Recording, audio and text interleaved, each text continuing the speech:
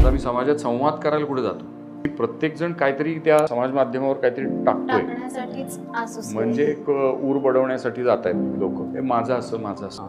आणि मग तुझं तसं तर मग तू खड्ड्यात जा इथपासून ते तुझा त्रिखंडी डंका वाजव इथपर्यंत. म्हणजे असं आतताईपणाचं काहीतरी एक वागणं आमचं सगळ्यांचं होतंय. आणि दुसरं काय होतंय की आम्ही एकमेकांना चल प्रतिक्रिया दे, एक बंदूक लावलेली सतत, मी तुला निरोप लिहिला तुला नाही उत्तर दिलं. तर ह्या काळामध्ये आम्ही आहोत. तर इथे संवादच मुळात हरवत चालला आहे. त्याच्यावर खूप वेगवेगळी दडपणं आहेत त्याच्यावरती, ते समजून घेतलं पाहिजे.